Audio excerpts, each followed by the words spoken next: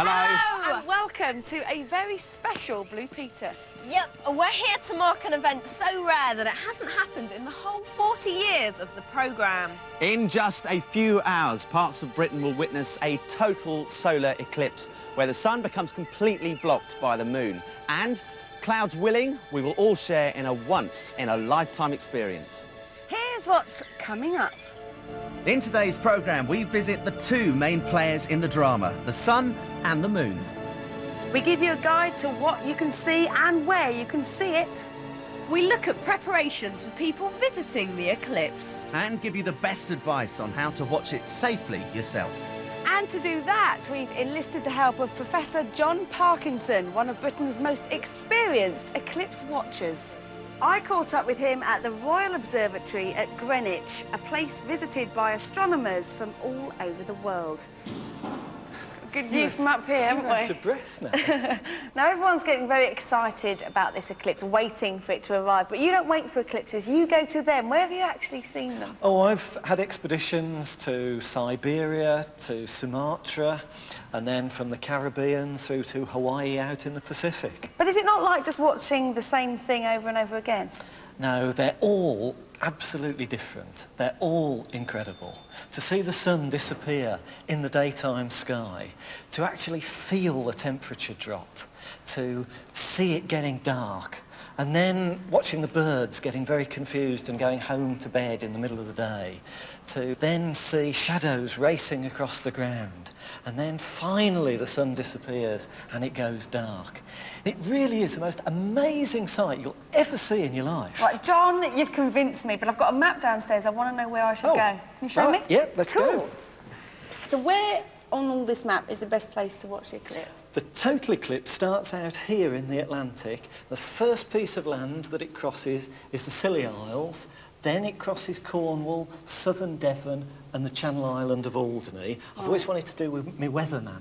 So between those two lines, you're doing it well, where it's total and all of the sun is covered. Then as we come further north, then at maximum, then we leave a little bit more and more steadily increasing of the sun visible when it's like the perfect alignment. So by the time we've got to the Highlands and Islands here, about 75% of the sun is left uncovered. What's the best way of actually watching these partial eclipses? Because I know you should never ever look into the sun with your naked eye. The safest way is to make a projector so that you can project an image of the sun, and that really is the safest way. Make a projector. And if you're sat there thinking, how do I make a projector? Do not panic, do not fear, because later in the programme I will be showing you exactly how to do it. The last total eclipse of the sun seen in mainland Britain was in 1927. Millions of people travelled across northern England and North Wales to see the event. It was one of the largest movements of people in British history. Total solar eclipses are rare events, and it's only since the 19th century that astronomers have been able to study them in great detail. For centuries before that, they were shrouded in myth and legend. One of the most common beliefs was that an eclipse heralded the end of the world. But that was because people didn't understand what an eclipse actually was. In China, it was believed that a dragon lived in the heavens and that it was trying to swallow the sun. They thought the only way to stop this terrifying event was to frighten away the monster.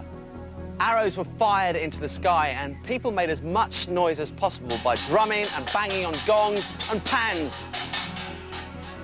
Europeans were so scared by the eclipse that in the 9th century, the King of Bavaria died of fright. Ugh. While in Japan, it was said that poison would drop from the dark sky, and so wells were covered to stop the water from being poisoned. Now, just so that we've all got it clear what we're talking about, here is the Blue Peter Guide to the Eclipse with the help of George the Tortoise, Katie and Connie. There are three main bodies involved in a solar eclipse: the sun, the moon and the earth. For the purpose of this demonstration, imagine that George is the sun, which means that he doesn't have to move much, Katie is the earth and Connie the moon. The sun is actually 400 times the size of the moon, but because it is 400 times further away from the earth, it means that they look about the same size in the sky. The Earth goes round or orbits the Sun every 365 days, while the Moon orbits the Earth about once a month. And it's only when these three celestial bodies are in a very special alignment, when the Moon moves between the Earth and the Sun, blocking its light, that we have a total solar eclipse. As John mentioned, wherever you live in the UK, you will see the eclipse in some form or other. But millions of people will be heading to the southwest to experience for themselves the total eclipse. But someone has got to be on hand in case of emergency. Recently, Simon went to Cornwall to check out the air ambulance service.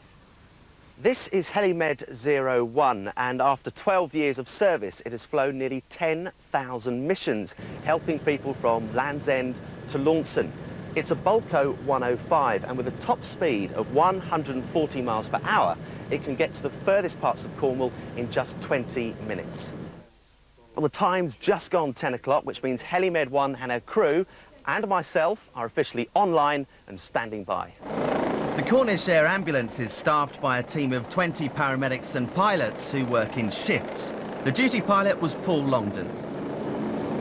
How many calls do you expect to get on the average day? At the moment it's about 5 a day, but that will increase as the height of the summer season comes in, probably 8, even 9 calls in a day.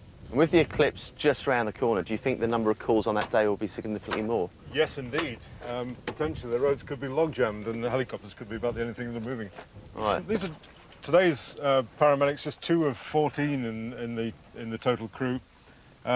Checking all their equipment also to make sure they're ready for a quick response. Looking forward to coming flying with us today. Justin, I cannot wait. Hello, Air Ambulance, St Morgan. What's the incident? Okay, we've got a cardiac condition with a crew waiting for us. Yeah. I'll give you some more details on the way. Great, let's go.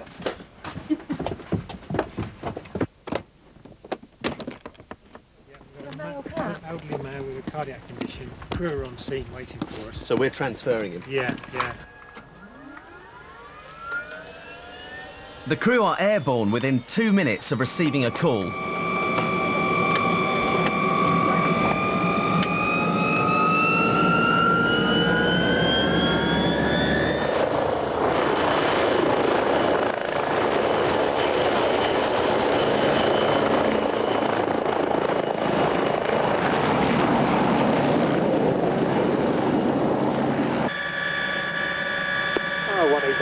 Roger that.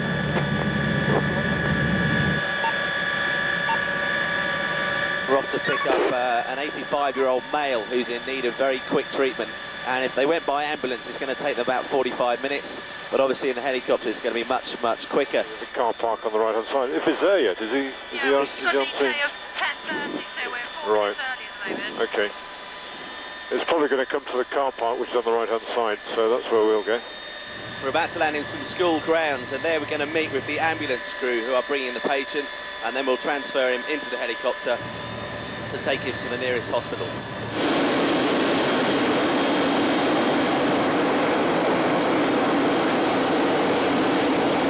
I've just been put on crowd control duty because obviously, as you can see, when a helicopter lands in a school field, it creates a little bit of interest, and I also need to keep away the cars from here so the ambulance can get in, and the ambulance is coming here now, so the patient is on his way.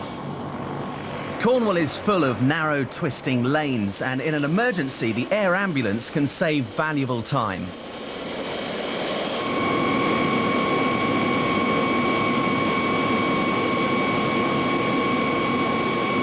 The first hour is the most important because anyone helped within this golden hour from the start of their emergency will recover much more quickly.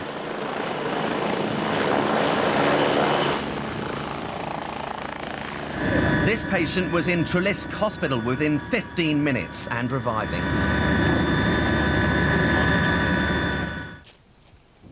I tell you, on this job, there's no time for a 3-course meal or even a 2-course meal. All I've got is a nice little bit of cake and a smashing cup of coffee. Thanks for the drink, Caroline. You're welcome, is it good? Very nice. Is that a call coming in? See what I mean? I've had 2 bites out of my cake, a little sip, and I think there's a job coming in.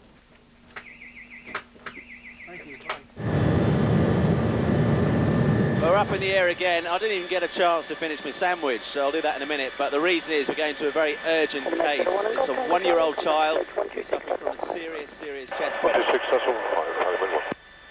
The crew are obviously saying that it's deteriorating, and it might be a direct, but we've also got Mum, I would imagine, travelling. Sure. That's what I was going to ask your help with, Simon, is if you sort of come out with us, and then you can just sort of like do like the peripheral stuff, because we'll have enough to control Mum as well, really.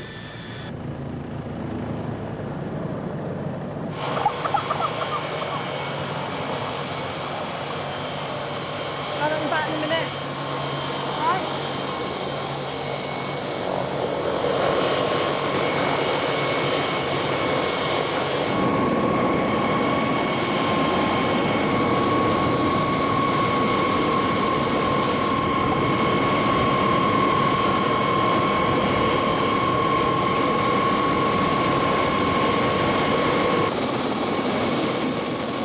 I'm glad to say that we later heard that the baby had recovered and was in no danger.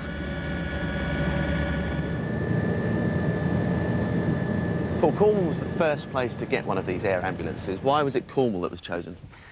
Lots of narrow roads, quite a long, thin county, an awful lot of coastline, very well justified here. Right, now I've noticed on the side it says funded by the people of Cornwall. Is it really funded by the people of Cornwall? Absolutely, through their own generosity. Then this was established as the first of the air ambulances and has been a model for the rest of the country, really. Church end. Because obviously you don't have signposts in the sky like you would on a road. We're having to use maps called Ordnance Survey maps, so we're looking at the ground for different reference points. So we just spotted a church down there, and we can see it on the map, so we know where we are, which is always helpful. Road traffic accidents are one of the most frequent reasons for an emergency call. So which car were you in? The red one? It's a piece of tin. That's all it is. As long as you sit here laughing and smiling, that's all that we're concerned about. Now, obviously, it's really important when they attend any accident that they keep a meticulous record of what's happened. So Mark's asked me to take a couple of pictures of the car just so they can keep on record what caused the injuries.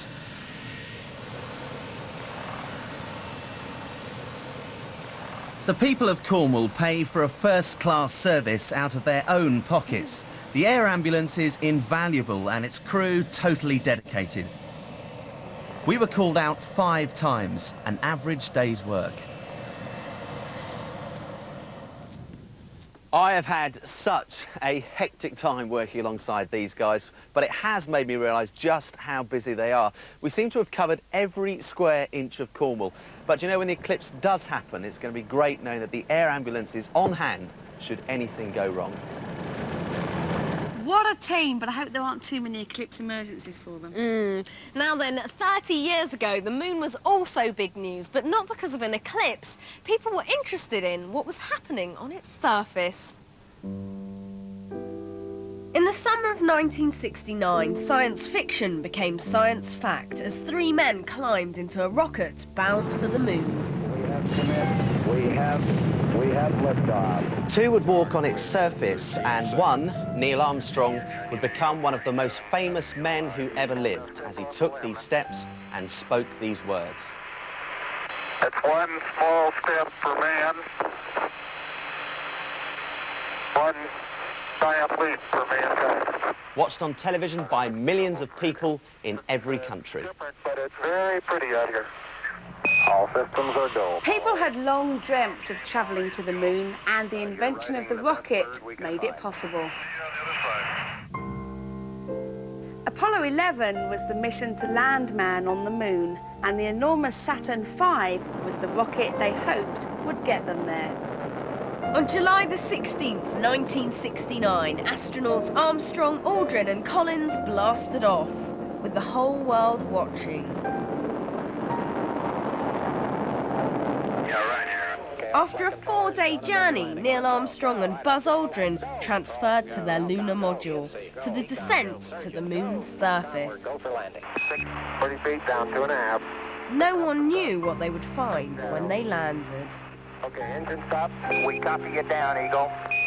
The astronauts gathered rocks which told the world that the moon was lifeless and really old.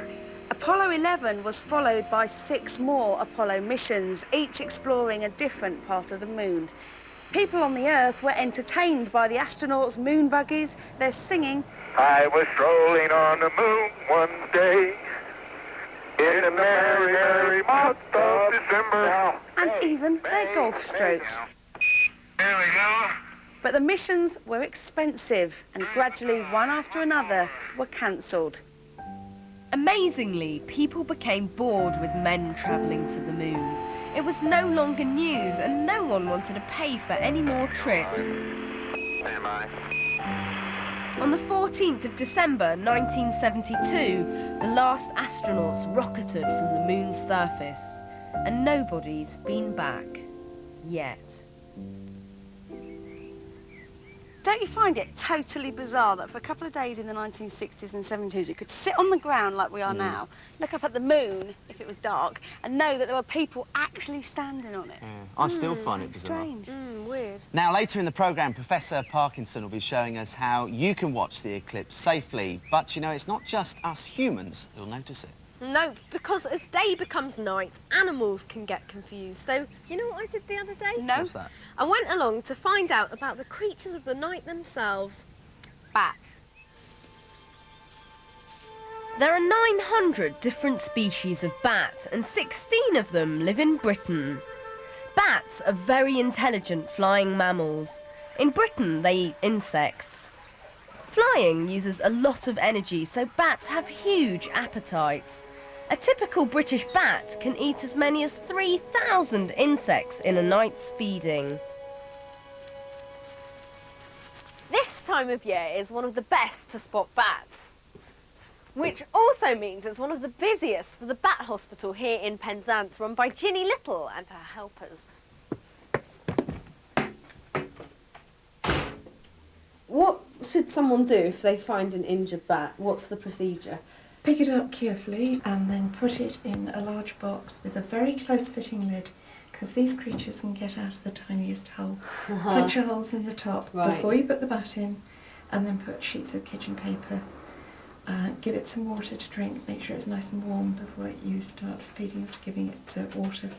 And contact your local bat group, and you can find their name and address through the Bat Conservation Trust. In there is Andromeda's grooming brush. Now, it may just look like a mascara brush to you and me, but in fact, bats can't have normal-sized grooming brushes because they're so small. They absolutely love having their fur straight. Andromeda is going to love me for this, aren't you, baby? Now, you can't hear it, but I can actually feel her vibrating, which means that she's purring, and that means that she likes it. Lily introduced me to Natalie, the natterer's bat, who is a permanent resident of the Bat Hospital. Is she a natterer because she natters a lot? Because she's constantly chattering away. Yeah, well, people think they're called natterers because they natter, but they're not. It was actually because they were found by a man called Mr. Natterer, but it does fit them quite well. It certainly does. I don't know if you can hear, but she's going... She's constantly making noise, aren't you? So what would you say to people that said, ugh, bats, scary, horrible creatures? I'd tell them not to be afraid at all in the slightest, because they're so sweet, so they wouldn't actually harm a human. Oh gosh, really, they really make it look so tasty, I can't tell you. It was feeding time for the bats, and on the menu, live mealworms. So do you make a note of how much they eat? Yes. And then we weigh him afterwards to see how much he's eaten, how much he's put on. And how many has he had? He's had, that'll be his 14th. Look at his stomach, look how bulgy it is. Let's have a look.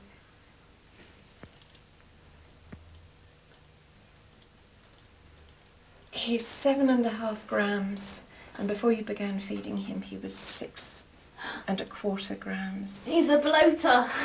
So you've really done well. Congratulations. While Naomi and Martina fed and weighed the rest of the bats, I went to meet up with bat expert Daniel Eva and his helpers Georgia, Jessica and Philip, who were carrying out a bat survey. OK, Connie, if you can just make a note of the numbers of bats that we see coming out, OK, and write them down in the little book. So do you want me to tally them as they come out? Yeah. All right, I'll do that. Oh, there's 4. No, it's all in one go. That's good. 4. Yeah, they sometimes come out in little groups like that. They take that. Oh, There's another yeah, one. another Yeah. one.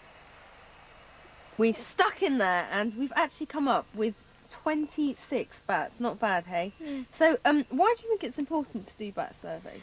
Well, I think it's important because if there's a problem with the bats, then there could be a problem with the countryside they're living in. Right. So they actually tell you a bit about the environment. Yeah. They're kind of like an early warning signal, so you have to check that the bats are all healthy and happy in your environment. Is that right? Yeah. Wildlife experts all over the country will be watching to see what animals get up to during the eclipse. The Cornwall Bat Group aren't so sure what the bats will do. Will they venture out during the eclipse in the middle of the day? Only time will tell. Well, back here at Greenwich, the good news is the sun is out. I hope it's going to stay with us, John. And we're ready for this projector moment now. To make the projector, you will need some old envelopes, some white paper, a weight of some description. I'm going to be using this brick, some modelling clay, a flat mirror and a cardboard box. John, I'm intrigued. I'm all yours. Well, how do we make this thing? We start with the old envelope. Okay. Now there's your old envelope, and I want you to tear out of it a hole about the size of your thumbnail. Okay. Well, that's not bad. That's kind of thumbish. How's that? That's very good. Now you're going to take your mirror, Okay. and you can use a compact mirror, something like this. You've got to remember to use the flat mirror, not the magnifying mirror. It's the flat side. The magnifying side doesn't work at all. Right, okay. So you're going to put your mirror into your envelope now, Yeah. making sure the shiny side sticking out through the hole. Yeah. And now you're going to fold over the ends that we don't need underneath, get them out of the way. We don't need them. Make sure you fold them behind though, otherwise you'll think the eclipse isn't happening. And you might miss the whole thing. That would never do. Probably has been done. Okay, so this is our projector, is it? That's This is gonna... wonderful. Now you're going to reflect the sun onto your screen, so now you're going to make your screen. Right, so what should I do? Stick a bit of this paper on the side. Now you want a piece of white paper Yeah. and some sticky tape. Yeah. And you're going to stick that on the side there. Okay, John, there's a brick. Oh, you're going to give me the Yeah, brick? and a I've cardboard got box. to do the work. Well, you're the screen man. Oh, I'm projector woman. You do the technical things and I do the labour. Right, hang on. Okay, left a bit. Right, a little bit. Right, don't move. I can see it. Wait there. Hold that thought. I'm just going to secure it with a bit of modelling clay. Wait there. Right, I need you to come back because I've got to make one for Simon and Connie now. Thank you. And I said, put your sunglasses. Here you go, guys. It's not Projector for healthy. Connie, projector for Simon. Thank so you can watch very Eclipse much. in total safety. Cool. Well, unfortunately, that's about all we've got time for today. But wherever you are, we hope you get a good cloudless view of the eclipse. Yes, indeed, and we'll see you again in September when we'll have all the news from our summer expedition to Australia, and I can tell you it is well worth waiting for. It certainly is, but in the meantime, enjoy the rest of your summer holidays and remember, never ever look directly into the sun. Have a good one. See ya, bye-bye.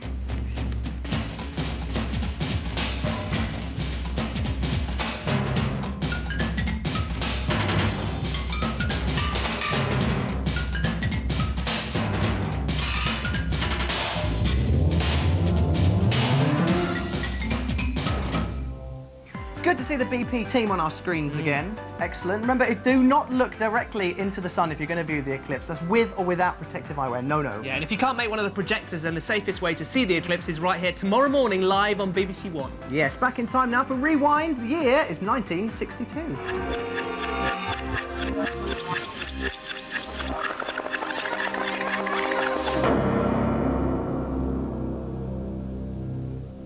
Algeria, North Africa. After 7 years of bloody war, Algeria finally gains independence from France. Independence Day was the start of a very long party. I was very relieved the war was finally over. It meant the end of the bombings, the end of fear. French troops used to barricade the city and search people's homes.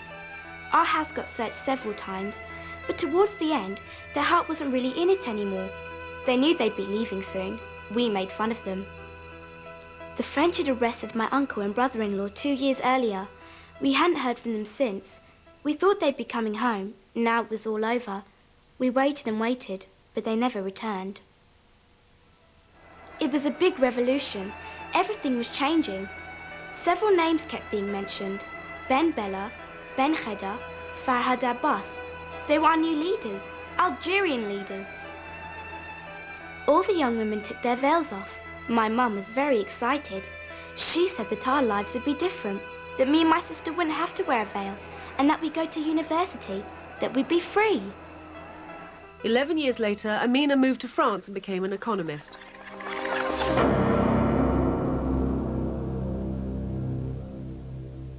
This Saturday morning, blast off with Planet Saturday! We're #1!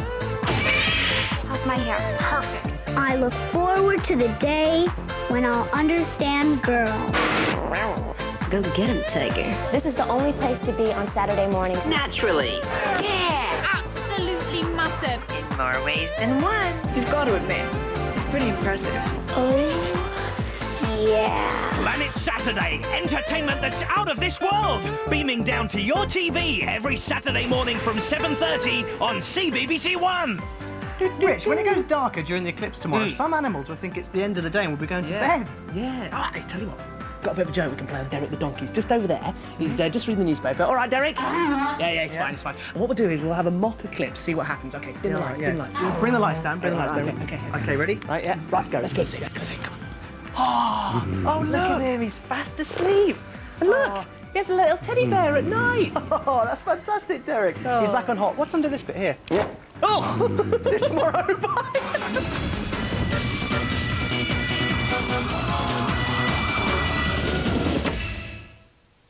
To prepare yourself for the experience of a lifetime, join BBC One for our new Tuesday lineup. First Contact with Michael Burke, Philippa Forrester and Jamie Theakston begins at 7:30, followed by our EastEnders Eclipse special at 7:35. I will not let you walk away from me. First Contact continues at 8:05. Tomorrow, rejoin the team live from St Michael's Mount at 9:45. Total Eclipse, total coverage. Tonight from 7:30 on BBC One. And solar scientist John Parkinson will be live this evening on BBC Online at 8:30. You can put your questions to him at www.bbc.co.uk/eclipse. Aliens living on Earth and assimilating as planned. They seem to have flawlessly mastered relationships. I am so much hotter than you! Show business. Cowboy Finish, the king of the freaks! Food. Sex. Just make it quick. And small household appliances. It's screwy! That Drop from the Sun, tonight at 10 on BBC Two.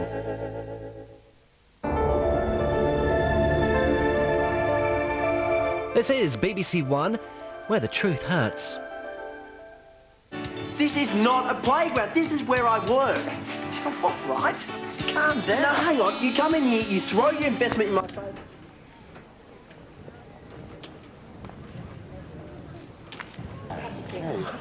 Oh, wow.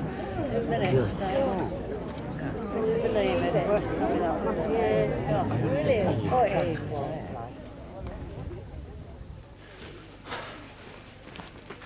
Ian. No, you listen. I don't want you anymore. You don't mean that. It's bad enough me having to deal with your every mood, your every whim, every change of heart, every change of mind, but it doesn't just affect me, you know. It affects my kids too, and if I have to choose between them and you, I choose them every time. I don't expect you to be different. I wouldn't hurt them for the world. Oh, you can be sure of that because I won't let you. I'm not going to let you hurt them like their mother did, and I'm certainly not going to let you hurt me either. Ian, I'm not Cindy. Just go away. Just leave me and my family alone. No, I won't. I won't let you use the children to push me away, like you do everybody else. This isn't about them. It's about you and me. Last night, Gina told me I didn't know you. But I do. We're the same. Now, you use the children as an excuse to push me away, and I use them as an excuse not to make a commitment. The worst of you is the worst of me. And the best of you is something I've never had before. And I love you for that. I want another chance. Ian, please. I can't risk you ruining my life. Or my kids. I can love the children. You don't know how. Well, you love Stephen and he's not yours. So why can't I do the same? Doesn't make any difference, we're finished. Ian, Bill, I will not let you walk away from me. Please, Ian. I love you.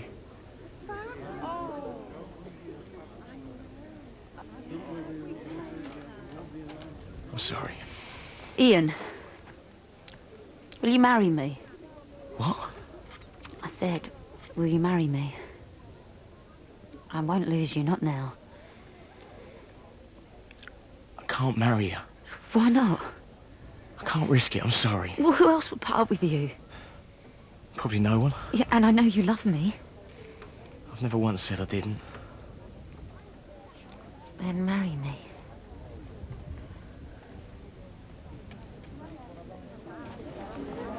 Dad, did you see it? Yeah. Yeah, I saw it, son. That was amazing. It's brilliant. Yeah.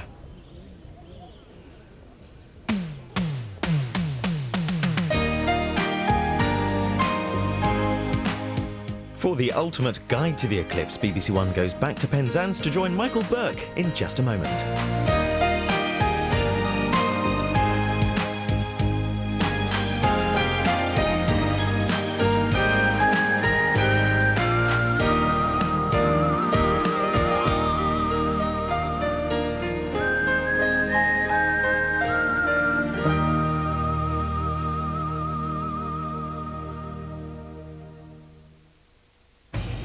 At 9, there's been another school shooting in America tonight, this time at a Jewish childcare centre. We'll have the latest details. And the Duke of Edinburgh apologises for another gaffe after joking about Indian workmanship on a visit to Scotland. Plus, the latest on the eclipse. Join me at 9. Testing the water, the boss goes back to the floor again at the water company to see if things have improved since his last visit on BBC Two now. Fiona's in at the deep end with the Sharks. Vets in practice in half an hour. First, BBC One goes back to Cornwall to join Michael Burke in the countdown to the eclipse. Welcome to the total eclipse. The countdown's begun. We're just 15 hours away from the greatest natural show on Earth. This will be your guide to this once-in-a-lifetime experience. We'd like you to set your videos now to prepare for first contacts.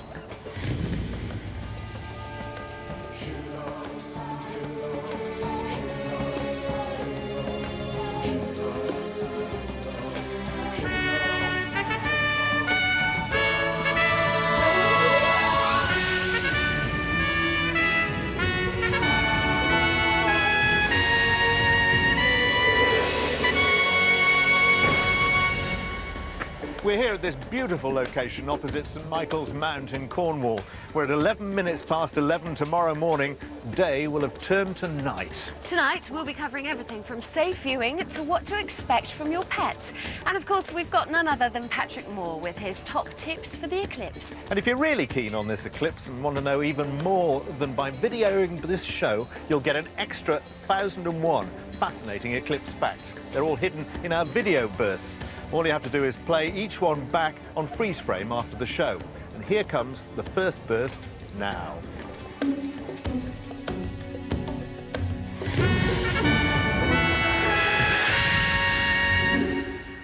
So, exactly what is an eclipse? Well, on the face of it, it's all quite simple.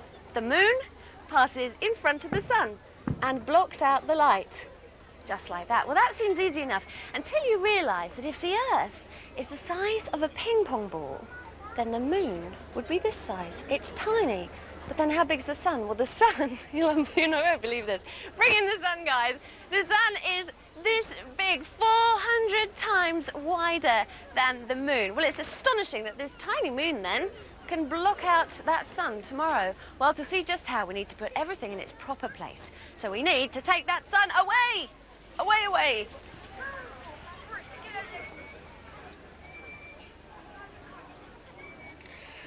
So while they're assembling the solar system down there, let's look back 72 years to the last total eclipse on the British mainland. The nation's favourite astronomer, Patrick Moore, has been to North Yorkshire to relive the event. Just after dawn, on June the 29th, 1927, the shadow of a total eclipse swept across Britain. on the path stretching from the tip of Wales to Hartlepool in Cleveland. 3 million people travelled many miles to see the first English total solar eclipse for nearly 200 years. And about 100,000 of them came here to this tiny village of Giggleswick. And why? Because here, at Giggleswick School, the Astronomer Royal, Sir Frank Dyson, decided to set up his base camp to observe the eclipse. The astronomers had an immense camera, 45 feet long, to record the momentous event. It took Sir Frank and his team weeks to prepare it for the big day. But the eclipse wasn't just for astronomers. All along the track of the eclipse, people were caught up in the excitement, and the lucky ones saw a sight they were never to forget.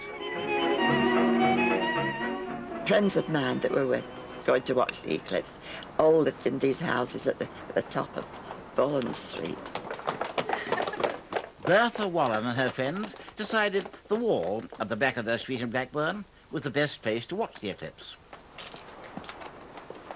We climbed up there, got our position on the wall, and just sat there waiting. The fair opened all night in the run-up to the eclipse, and for 16-year-old Jim Richards, it held more than the usual attractions. It was really a nice fair put on, especially for the eclipse. In fact, I met up with some girls a bit later on because it made it even more exciting. Then, of course, the eclipse itself, I would say I had no idea what was going to happen there. Hilda Woolley, 10 at the time, remembers being with her big sister when the boys started teasing them. They weren't very nice. They kept telling us, the world's coming to an end. When that moon goes over the sun, that'll be it. Despite the boys' warnings of doom, Hilda and her sister walked up the hill to wait for the eclipse. Then we watched it. And I can see it now, going over slowly, slowly. It became a bit eerie, and then you wondered really what was happening. And it was blacker and blacker and blacker, dark, and everything went still and quiet. And was we scared? We was really scared. It was like gold all round the... Oh, I don't know, the moon or the sun, but it was all gold. Flakes like of diamonds. Nighttime had fallen again. I could never think that the moon could blot out the sun. A memorable day for everybody. So much so that Bertha Warren was already looking forward to the next one. I wrote an essay about it. We were told at night school the next day that the next total eclipse would be in 1999. What a long time off. I shall be old. Bertha Warren is now 89, and we brought her down to join us. Bertha, most of us only get one chance to see an eclipse. Did you ever believe you'd see two? No, I didn't. No, never. Danielle, you're Bertha's great-granddaughter, that's right, isn't it? Yeah. What's she told you to expect? She's told me that it's going to be all cold and eerie and like the world's going to come to an end. And spooky? Yeah. Now, you're 12, aren't you? Yes. And the next eclipse is 2090. Do you think you're going to follow family tradition I and hope be there so. for the second one? Yeah, I hope so. You reckon? Yeah. Okay. Well, thanks very much indeed. And we'll speak to you tomorrow, tomorrow's event. Now, we promised to explain just how an eclipse happens. Well, what we're doing is creating a scale model of the solar system here on the beach. Remember our huge sun? Well, now, look at it. It's right down there, miles away at the other end of the beach. Now, here's the Earth, and this camera, Keith's camera, come in, Keith, is going to give you the Earth's eye view. So there we are on the Earth. This is our view. Now, the moon is 250,000 miles away from the Earth. So if we're on our Earth camera there, you can see the sun and the moon look approximately the same size. It's all down to an amazing cosmic coincidence that occurs nowhere else in our solar system, and nowhere else in the solar system do we have as many people wandering around either. The sun is 400 times wider than the moon, but it's also 400 times further away. So occasionally the moon crosses in front of the sun, just like that, covering its disk. And that's a total eclipse. So what's the effect back on Earth? Well, I can show you here. As the moon passes in front of the sun, it casts a shadow across the surface of the Earth, like this. And tomorrow, as dawn breaks over the Atlantic, just outside Newfoundland here, this shadow will start its journey halfway across the world. The edge of the shadow will hit Ireland here just before 10 o'clock in the morning, and then pass over the rest of the United Kingdom. But the sun, you know, will only be blocked out completely right in the centre of the shadow. And that comes across Cornwall about an hour or so later at 11. Here in Penzance, we'll experience what we call totality for just 2 minutes and 3 seconds. The shadow then moves on across Europe, across the Middle East, across Pakistan and India, until it finally ends its journey off the east coast of India in the Bay of Bengal at sunset. Bye. Well, of course, what we can't stress enough, and what we all really need to know how best to do, is watch the eclipse safely. So joining us is Watchdog Health Check's Dr. Mark Porter. Now, Mark, just how dangerous, again, is it to look at that sun? It's very dangerous, but no more dangerous during the time of the eclipse. The reason why we get worried is because that's where everyone's going to be looking tomorrow.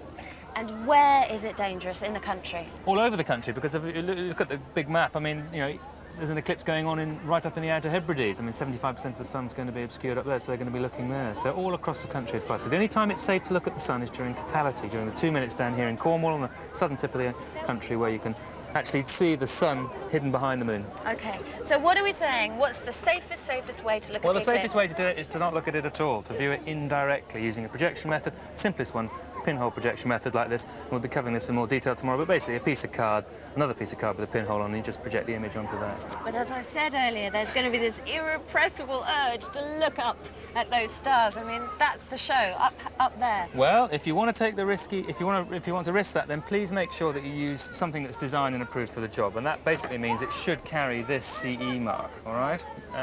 Secondly, make sure you pick a sensible one that's well built and well designed. It should be a robust design that's thick enough at the front to stop light coming in over and above. And also it should have nice thick sides to stop it creeping in the side there, all right? Now, make sure they're in good nick. And the way to do that is to put them in front of a 100-watt light bulb and make sure that there's no little chinks of light coming through. It shouldn't see anything at all. And if you put them on and stare at a 100-watt light bulb in a dim room, all you'll see is just the basic filament. And if there are any chinks? Chuck them away. And children can't wear these either, can they? They're not designed for children, and they don't fit properly. They'll be on their faces like this. Children can't be trusted to use them properly, and kids being kids, you know, they'll peep over the top. So, I mean, the bottom line is that children really should be using the indirect viewing, the pinhole method, and not these. And they should be watched. Dr. Mark Porter, thank you so much.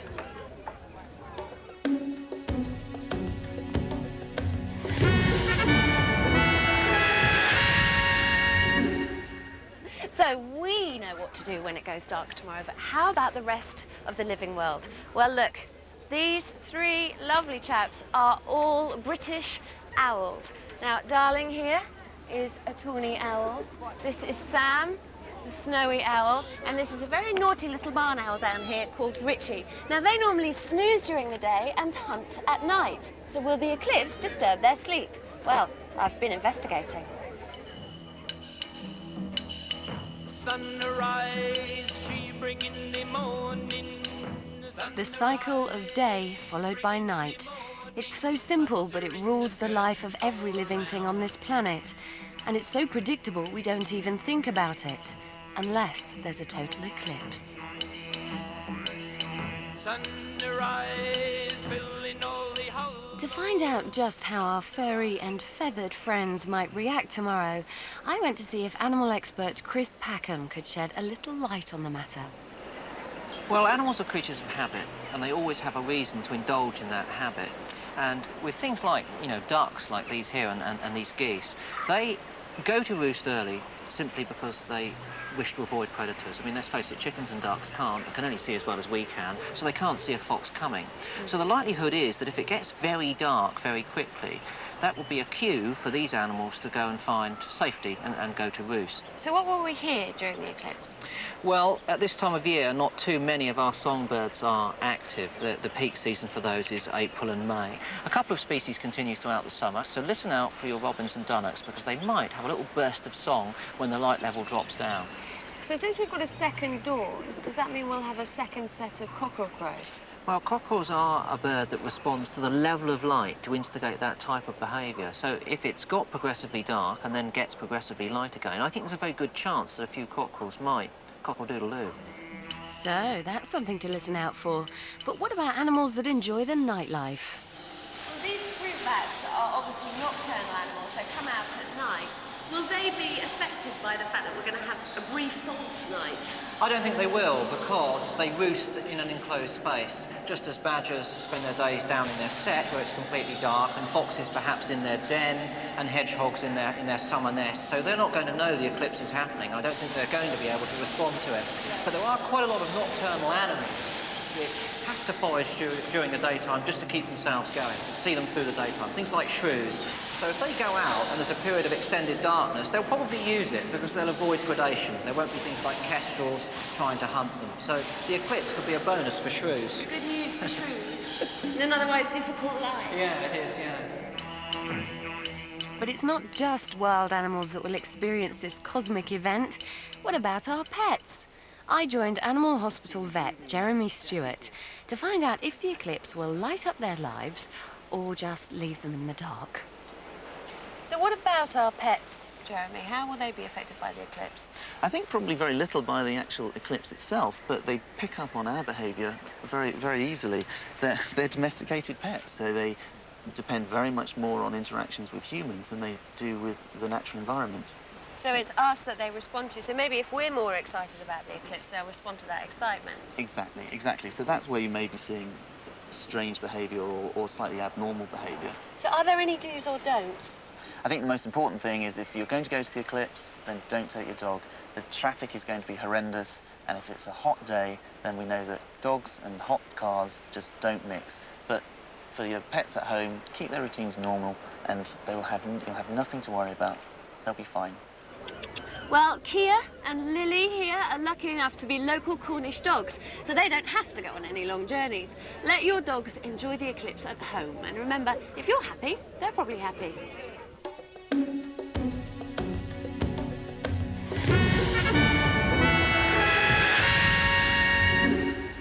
Since the dawn of man, eclipses have been shrouded in myth and mystery. Here's Jamie Theakston, who'll be part of our coverage tomorrow.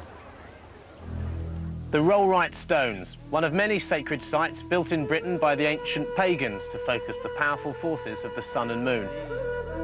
Glorious moon. And nearly 3,000 years later, they're the place where pagans still come to celebrate their most important celestial event, the total eclipse of the sun. But it's not just mad dogs and Englishmen that go out in the eclipse day sun. Oh no, ever since records began, there's been consternation in the constellations. And basically, who can blame them? Not quite yet, we'll do that tomorrow. So how did ancient cultures work out who turned the lights out? After all, they didn't have Patrick Moore to explain it to them. Amazingly, the same story occurs again and again and again. And that is that the sun was devoured by this huge creature. And the nature of this beast depends on the country. In ancient China, you'd expect nothing less than a dragon.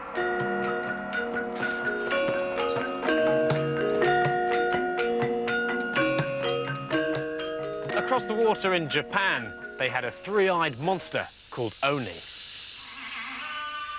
And in Romania, there was Varkalaki the vampire, who climbed fine threads to the sky to feast on the sun. But they didn't just come up with the same explanation as to why eclipses happen, but also the same way to get their sun back. Make a right old racket and fire your arrows into the sky. According to legend, in China in 2000 BC, this all went horribly wrong.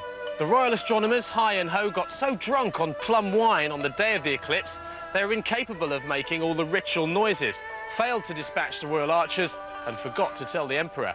After that eclipse, the lights went out permanently for Hi and Ho. Ah!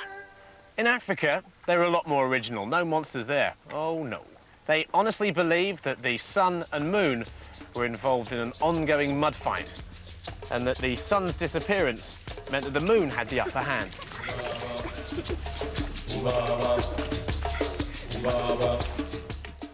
Back on Earth, solar eclipses meant disaster.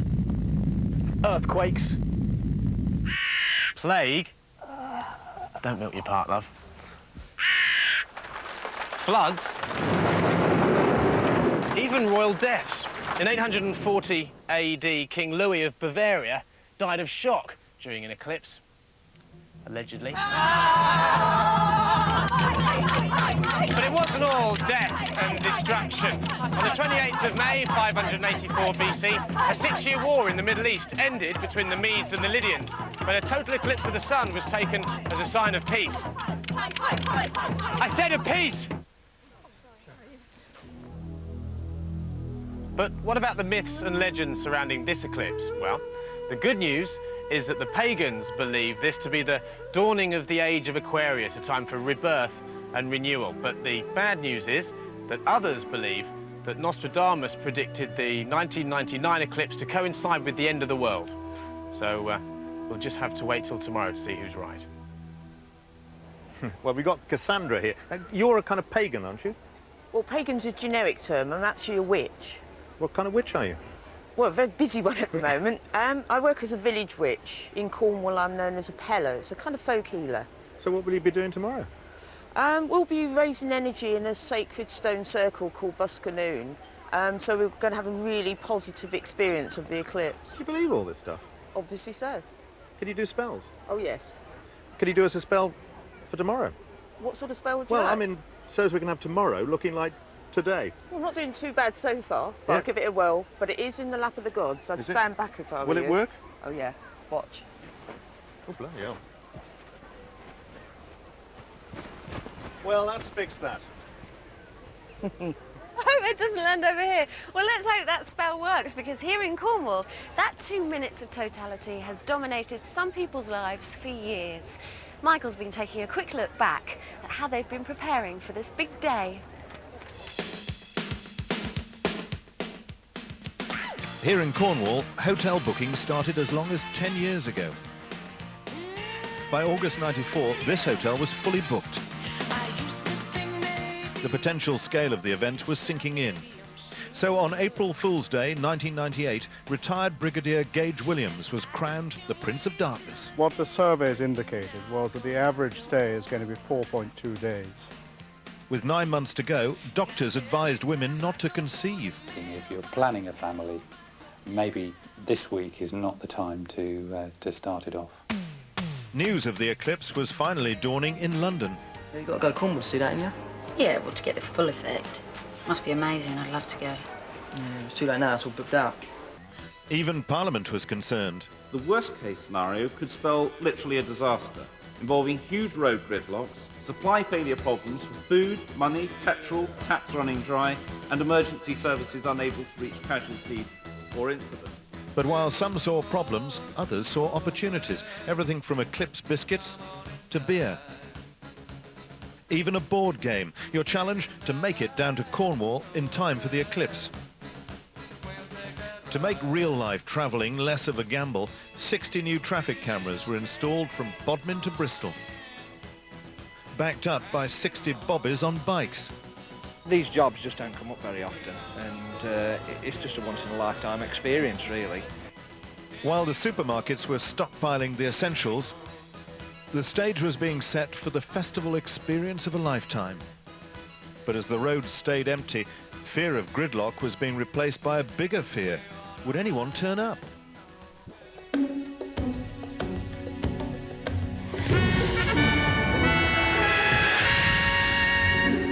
Well, 500,000 people have made the journey, and we're here. And as you can see, it's been a beautiful day here, the perfect day. But the question on everyone's lips is, what's the weather going to be like here tomorrow? Well, we've got our own ray of sunshine here, Helen Young from the BBC Weather Centre. No pressure on you at all to get it right tonight. No pressure. Well, do you want the good news or the bad news? Good, please.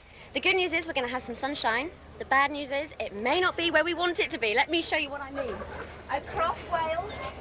No, not Wales. Yeah. Well, I want Cornwall. No, because everybody's going to be able to see a partial eclipse. So they might want to know what the weather's doing. So across Wales, across Southern Ireland, Northern Ireland, cloudy. Some rain in Southern Ireland, I'm afraid.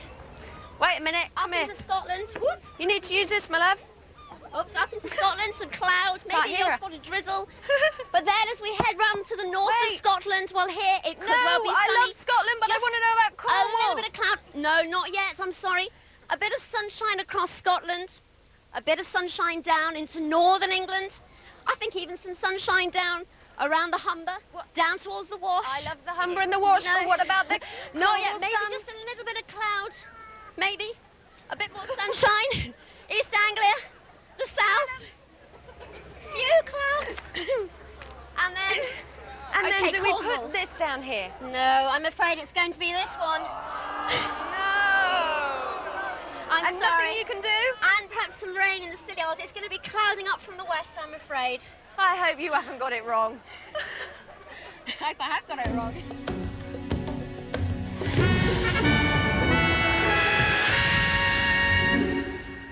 Girls, girls, as long as it's not cloudy where you are, from the moment the moon's disk starts to slide over the sun, amazing things will start to happen. So who better to tell us what to watch out for than a man who's nearly as old as the galaxy itself, Patrick Moore, joining us live from his Sky at Night location. Now, Patrick, as I understand it, here in Penzance, totality, the total eclipse, will last for exactly 2 minutes and 3 seconds. That's right. So that's exactly what I'm going to give you, 2 minutes and 3 seconds, to describe what to look out for. And I'm going to time you. Ready? I am.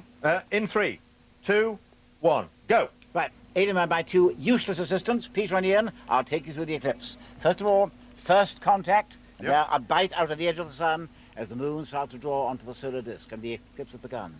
That gradually increases, and now the pinhole effect. The sun has become a crescent, therefore all shadows are crescents too. You get that curious kind of effect. It's easy Got to that? photograph. Crescent I'm doing very projections? well.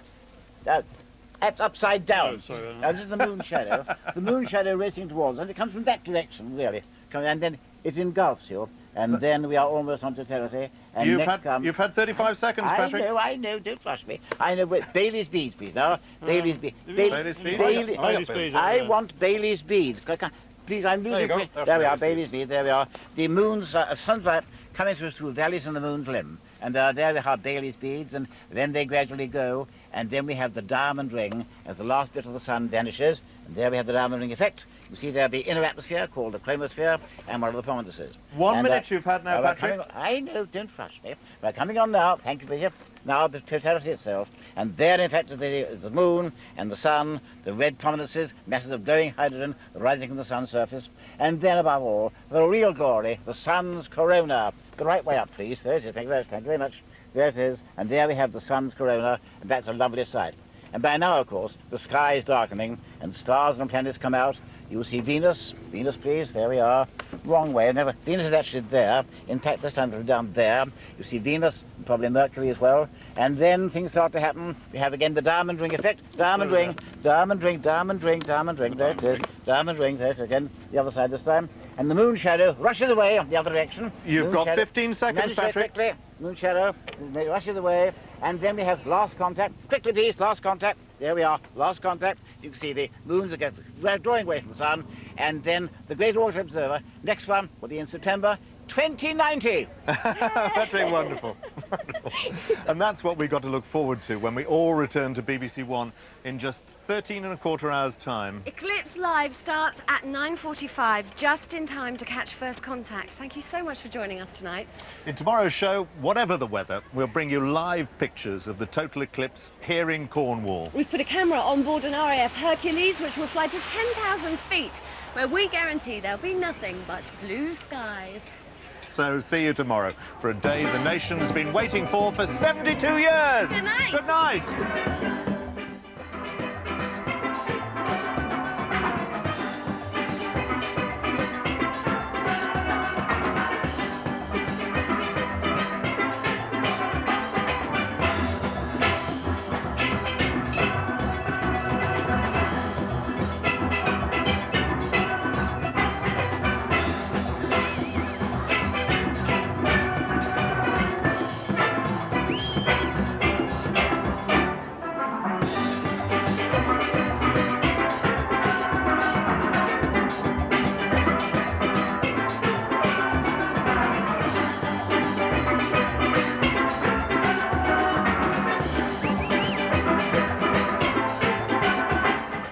For the next hour, you can chat live to some of Europe's leading solar scientists. Log on to BBC Online at www.bbc.co.uk/eclipse. Vital clues. Live from Cornwall, one of nature's greatest spectacles, a total eclipse. Introduced by Michael Burke. Hello and welcome to Cornwall for Total Eclipse Live, the moment that Britain's been waiting for.